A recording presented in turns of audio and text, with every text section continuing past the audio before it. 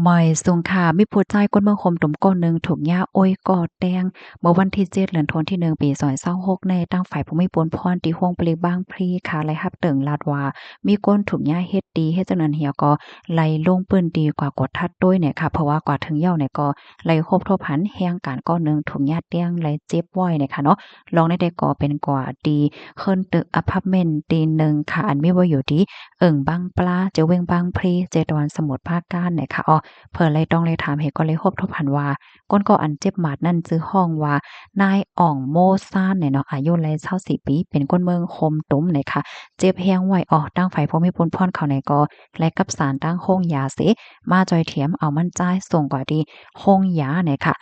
ไล่ต้องถามก้นลุ่มลาดโดยถึงเฮิรนตึกห้องคัดตีนั่นค่ะเนาะก็ลาดในว่าก้นที่อันเจ็บกว่านั่นค่ะก็อยู่ไว้ดีจันโคกในไล่ครบทบหันว่าผู้ชายก็ได้ไปลงมาเหย้อนตั้งจอยเถียมนั่นน่ะเนาะก็เพราะว่าถุงยาแต้งสังอ้อยเนี่ยเพราะว่าหันเหย้าเนี่ยก็หิบแนดสะโฟนย้อนตั้งจอยเถียมที่ผมมีปนพรเขากำเหลียวเนี่ยค่ะตอนดาก้นที่อันเฮ็ดนั่นได้ก็ก้อยเลยฮู้ว่าเป็นก้นเมื่อคมตมหนังกะเนาะว่าปยก็อยู่ห้องคิมๆกันนั่นเหย้าเฮ็ดจังแหนนะอยู่ๆก็เข้ามาแต้งให้เนี่ยย้อนเบิ่งลองตั้งสังเสเลยมาแต้งอันว่านั้นได้ก็อำไปเลยฮู้ค่ะวายเสมันมาแต้งดีผู้ใจก็นายก็ แหนดเลียนปลายกว่ายาวเฮ็ดไหนคะตั้งฝ่ายภูมิพลพรเขาก็เตตองเตถามก้นก็อันเจ็บหมัดกว่าในเทียงเหน่ะเนาะเพราะว่ายศยาตัวแค้นว่าพองยาวเนี่ยค่ะเปิดตาเทจางเอาซากเศษหลักฐานมันเหี่ยวก็จ้อมหาก้นก็อันเฮ็ดนั่นมาปันตัวตามกว่าว่าไหนคะข้อมูลในคาเลยปีมาที่ห้องการข่าวสดออกไว้เนี่ยค่ะข่าวง่าโหนเนี่ยค่ะนะในคอมเมนต์เนี่ยก็เลยหันเปิ้นอ่อนกันมาเป็นทหารถึงตั้งนำตั้งหลายค่ะเนาะ กำนำได้ก็ปันทหารถึงว่าแห้งวงวางแน่กำใกล้ๆเลยยินข่าวง่าวลองว่า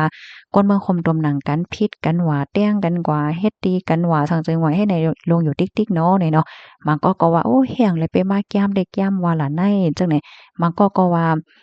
แห้งกันคนเมืองคมตมได้แด่ลิโกน่ะเนาะเฮ็ดจังได๋เขาเนาะพอเฮามาด้วยในข่าวปี2ปีในข่าวง่าวจังได๋ก็ใกล้ๆเลยยินน่ะค่ะเนาะอัน อันเป็นข่าวไทยสื่อข่าวไทยเขาเปิ้นแพร่อันค่าเฮาเอาสืบมาเปิ้นแพร่ดังฝ่ายใต้เฮาแน่มีตั้งนำค่ะนะพี่น้องเฮาอันใดพี่น้องค่ะหันเทิงจึงหืบพวงค่ะเนาะมันก็ได้ก็อ่อนกันไม่จะอยู่ว่าปานเนาะโตนึงก็มันแนวตั้งซ่ากล้วยเหี่ยวเนาะอ่ามันก็ว่าก้นเฮาเนี่ยมันก็มีทั้งก้นดีและก้นหลีนี่เนาะบางจื้อก็ว่า